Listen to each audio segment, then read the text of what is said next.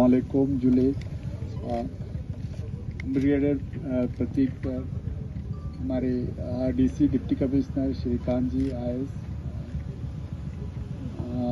Shri Ram ji IPS SSP Kargil,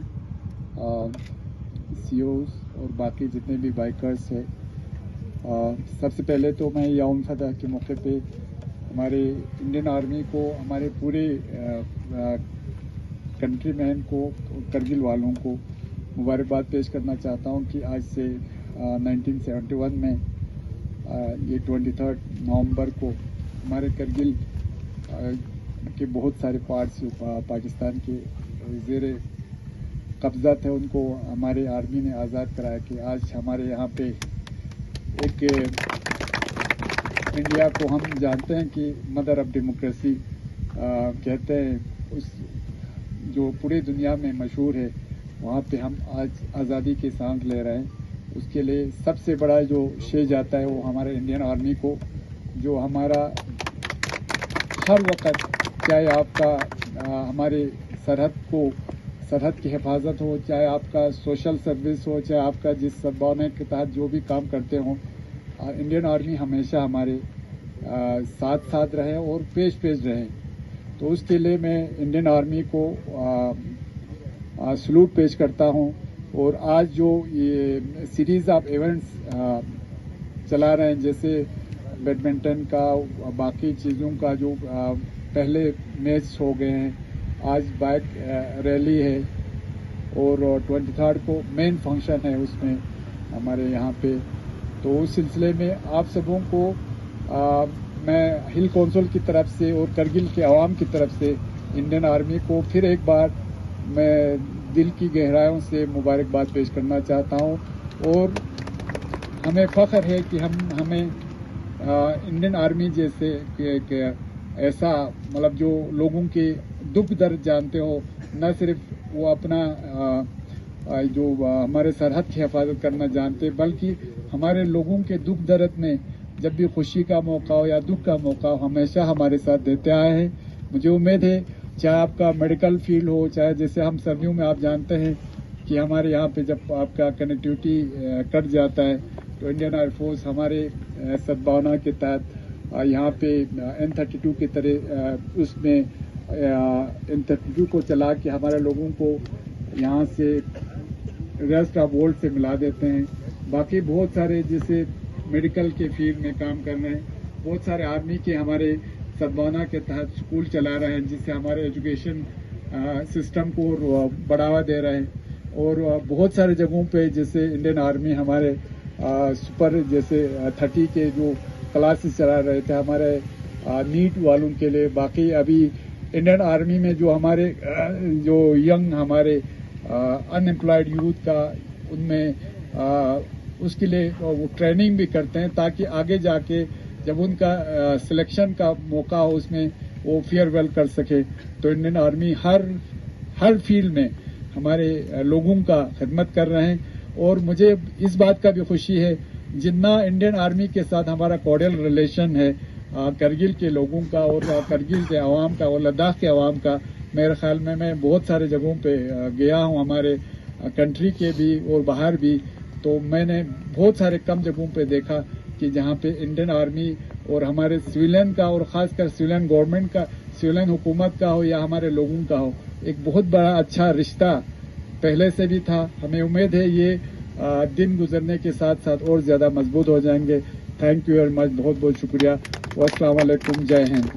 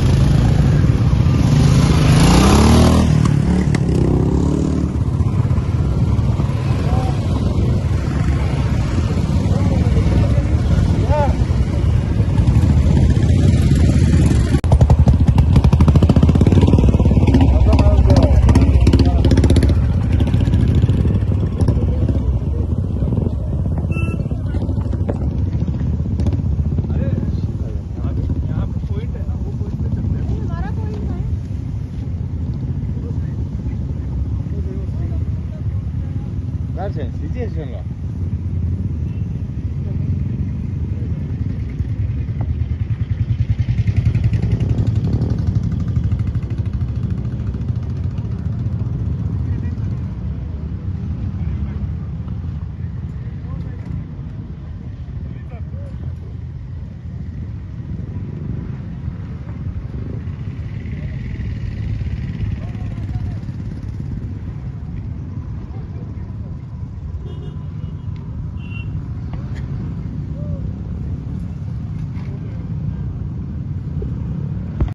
sir क्या कहना चाहेंगे करगिल जंग के 75 साल मुकम्मल हो चुके हैं और अलग अलग प्रोग्राम्स किए जा रहे हैं। सर सबसे पहले तो मैं इंडियन आर्मी का तहे दिल से शुक्रिया अदा करना चाहूँगा कि इतना इम्पोर्टेंट डे जो है वो हम लोगों तक पहुँचा रहे हैं, हमें याद दिला रहे हैं।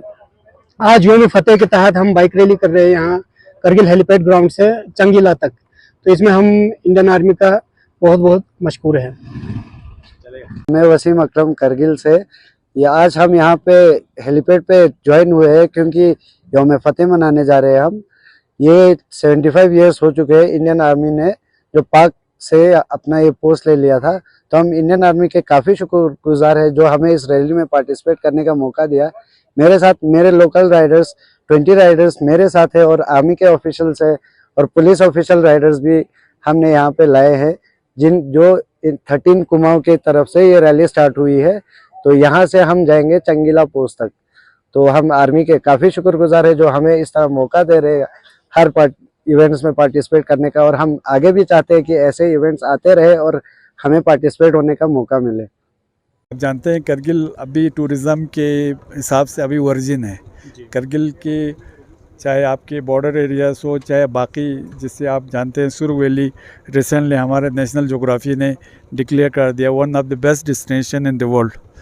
तो उसके साथ साथ जो बॉर्डर टूरिज़्म है, आज हम इंडियन आर्मी के बहुत मशहूर हैं कि आप जानते हैं ये चंगीला जो इधर से तकरीबन 28 किलोमीटर के आसपास है, तो उससे आपको बॉर्डर टूरिज़्म को बढ़ावा देने में बहुत ज़्यादा मदद मिलेगा। आज उसी सिलसिले में आज चूँकि सबसे पहले तो यौम फतह के मौके पर मैं इंडियन आर्मी को और हमारे पूरे देशवासियों को और ख़ासकर करगिल के अवाम को मुबारकबाद देना चाहता हूँ कि आज यौम फतह का ये डे मना रहे हैं, और साथ में ये जो रैली हमारे टूरिज़म सेक्टर को बढ़ावा देने के लिए बहुत बड़ा ये एक संग मेल साबित होगा।